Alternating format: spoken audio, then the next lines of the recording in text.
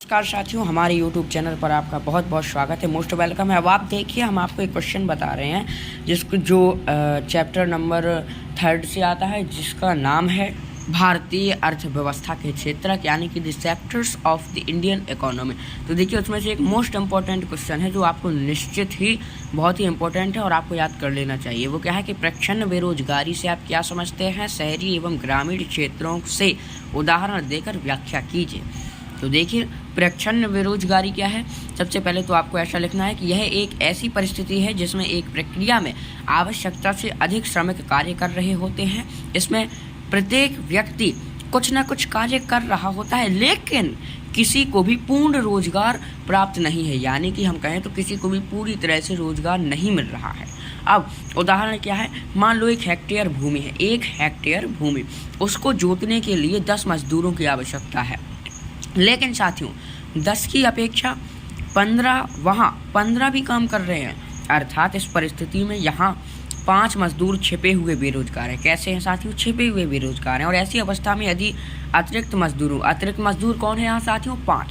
5 मजदूर जो एक्स्ट्रा हैं। ज़रूरत है 10 की, लेकिन 15 घुसे हुए हैं, 5 एक्स्ट्रा। तो उनको यदि 5 को हटा भी दिया जाए तो जो प्रोडक्शन है हमारा, उत्पादन, या जिसको हम इंग्लिश में प्रोडक्शन कहते हैं, रत्ती भर प्रभावित नहीं होगा, ना उस पर कोई इफेक्ट पड़ेगा।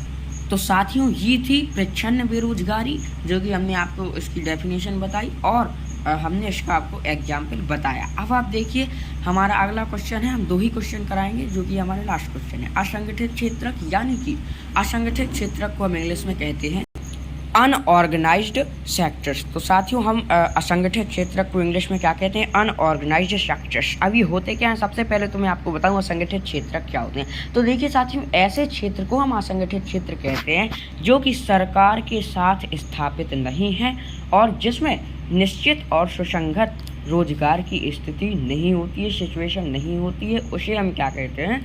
उसे हम असंगठित क्षेत्रक या अनऑर्गेनाइज्ड सेक्टर्स कहते हैं। अब हमसे कहा गया है कि जो असंगठित क्षेत्रक में श्रमिकों का शोषण किया जाता है, क्या आप इस विचार से सहमत हैं?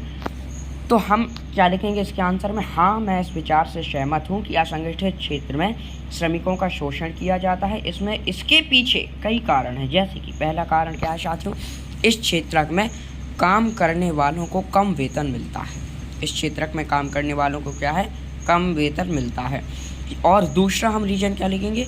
यहाँ अतिरिक्त समय में काम करने वाले काम करने और सवेतन छुट्टी, अवकाश, बीमारी के कारण छुट्टी आदि जैसे कोई प्रावधान नहीं है। तीसरे कारण की यदि हम बात करें तो तीसरा कारण हमारा क्या है कि ये रोजगार सुरक्षित नहीं है, श्रमिकों को बिना किसी कारण काम से हटाया जा सकता है। तो साथियों, आज के लिए इतना ही। ये क्वेश्चन हम आपको अगले वीडियो में समझाएंगे और इसको हम बोर्ड पर, स्क्रीन पर हम आपको समझाएंगे। तो आज के लिए इस वीडियो में इतना ही। आपसे अगली मुलाकात अपने अगले लेक्चर में होगी। तब तक के लिए आप खुश रहिए, स्वस्थ रहिए, सुरक्षित रहिए।